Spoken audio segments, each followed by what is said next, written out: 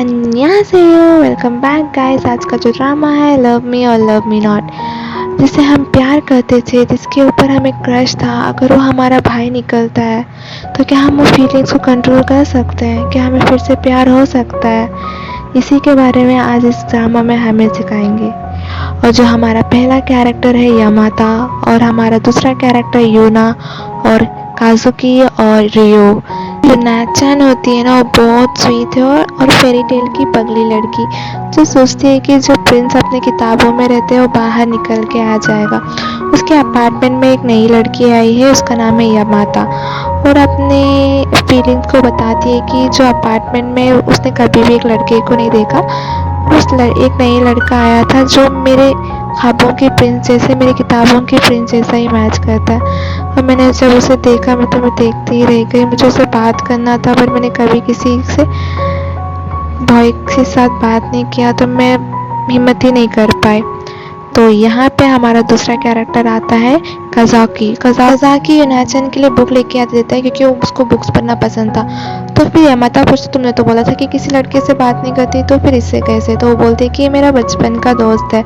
अच्छा, तो यामाता को काज़ाकी के ऊपर थोड़ा सा क्रश वहीं पे आ जाता है। फिर यूनाचन को वही लड़का दिखता है जिस दिन उसके कॉम्प्लेक्स के एलिवेटर में देखा हुआ था, जो उसकी सोचती थी कि वो उसका प्रिंस है। फिर सोचती है कि शायद उसका वहम होगा और उसको इग्नोर कर देती है। फिर अकारी यामाता, आप कंफ्यूज हो जाए इसलिए मैं यामाता का नाम अकारी चेंज कर देती हूँ। वो हैज़ इफ अभी अपार्टमेंट में नई शिफ्ट हुई है तो वो अपने घर को बुलाती है। जब वो उसके घर को जाती है वो बहुत शॉक हो जाती है कि वही प्रिंस और वही लड़का है जो उसने अभी एलिवेटर में देखा था, और अपने बुक को याद करते कि वही प्रिंस मेरे आंखों के सामने है। और वो बहुत शॉक हो जाती है, लाइक उसकी तो हवा ही टाइट हो जाती है। रियो अकारी को बाहर बुलाता है, बोलता है कि यूनाचन आ गई, बाहर आ जाओ। और अकारी बाहर आके यूनाचन को बोलती है अंदर आ जाओ। जब यूनाचन सोचती है कि रियो अकारी के घर में क्या कर रहा है, क्या ये इसका बॉयफ्रेंड है, वो थोड़ा अपसेट हो जाती है। अकारी-चन बोलती है कि रियो उसका छोटा भाई है, और अकारी-चन कंफ्यूज हो जाती है कि क्या ये दोनों ट्विंस हैं। और वो कंफ्यूज एंड मीनवाइल बहुत नर्वस क्योंकि उसका प्रिंस उसके सामने है। फिर अकारी उसके नर्वसनेस और वो समझ जाती है कि शायद यही है जिसके बारे में यूनाचन आज सुबह ही बात कर रही थी। तो इसके लिए उन दोनों के लिए थोड़ा प्राइवेसी देने के लिए ना वो थोड़ा बाहर चल जाती है कि मुझे थोड़ा शॉपिंग करना है, तुम लोग मैं अभी बाहर आ जाती हूँ। जब वो बाहर जाती है तो वो काजुकी को मिलती है और काजुकी से बात करती है। यहाँ पे यूनाचन अकेले अपने प्रिंस के साथ, जहाँ हमारा प्रिंस हमारी यूनाचन को मैथ्स सिखा रहा था। मुझे तो डाउट है कि सभी बॉयज मैथ्स में इतने अच्छे कैसे होते हैं और हम सभी गर्ल्स इतने बुरे। जब रियो अपना मैथ्स बुक बाहर उठाता है तो मैथ्स बुक के अंदर एक लव लेटर होता है जो बाहर आके गिर जाता है। और यूनाचन देख के पूछती है कि ये किसने किया आपको? तो वो बोलता है कि जब मैं आ रहा था तो एक गर्ल ने दिया। तो आपने क्या रिप्लाई किया? तो वो बोलता है कि मैंने उसको रिजेक्ट कर दिया। आप सभी को ऐसे ही रिजेक्ट कर देते हो? तो वो बोलता है कि ऐसे फेक वाले फीलिंग्स देने से अच्छा है कि स्टार्टिंग में उनका फीलिंग्स को हम पहले रिजेक्ट करते हैं, सो दैट वो उनका जो पहला सच्चा प्यार होगा वो उनके पास आके वो अपने लाइफ हैप्पी से रहे। ये जब यूनाचन सुनता तो उसका दिल अपसेट हो जाता है। फिर यूनाचन से पूछता है कि क्या तुम किसी से लाइक करती हो? तो यूनाचन बोलती है हाँ मैं लाइक करती हूँ, जिसे मैं क्रश है वो मुझे कभी भी एक्सेप्ट नहीं करेगा। जब मैं उसे बताऊंगी कि मैं उसे लाइक करती हूँ मुझे रिजेक्ट कर देगा। तब रियो बोलता है कि एटलीस्ट तुम जिसे लाइक करती हो तुम वो बता तो सकती हो कि तुम उसे लाइक करती हो। मेरा तो सरकमस्टेंस इतना डिफिकल्ट है कि मैं बता भी नहीं सकता कि मैं उसे लाइक करता हूँ। और यूनाचन को समझ में नहीं आता कि रियो क्या बोल रहा है। और यहाँ पे हमारे अकारी और काजुकी दोनों बात करते हैं कि कैसे वो यूनाचन को पहली बार मिली और पहली बार में ही उसने पैसे पूछ लिया क्योंकि उसका वॉलेट खो गया था। और यूनाचन इतनी स्वीट थी कि उसने हेल्प की, वो कितनी क्यूट गर्ल है। और यहाँ पे सडनली अकारी के मॉम बिना रूम को नॉक किए अंदर आ जाते हैं कि सोच के कि अकारी और रियो अकेले हैं और वो उनके बीच में कुछ चल रहा है। और वो देख के शॉक हो जाती है कि वहाँ पे यूनाचन है। तब अकारी भी बाहर से आ जाती है जब वो देखती है कि उसकी मॉम वहाँ पे, और वो शॉक हो जाती है। और रियो बोलता है कि मॉम ने समझ लिया कि तुम और मैं अकेले रूम में और हमारे बीच में कुछ हो रहा है। और अकारी को बहुत गुस्सा आता है और अपने मॉम के ऊपर भड़क जाती है कि अगर आपको इतना ही डाउट था तो आपको रियो के फादर से शादी नहीं करनी चाहिए थी, आपने री मैरिज करके बहुत गलत किया है। जब ये यूनाचन सुनती है तो पता लगता है कि रियो अकारी का सगा भाई नहीं है। मतलब जो वो बोल रहा था कि मेरा सर्कमस्टेंस ऐसा है कि मैं उसे प्रपोज भी नहीं कर सकता, तो यहाँ पे मालूम लगता है कि रियो अकारी को चाहता है जो अभी उसकी बहन है।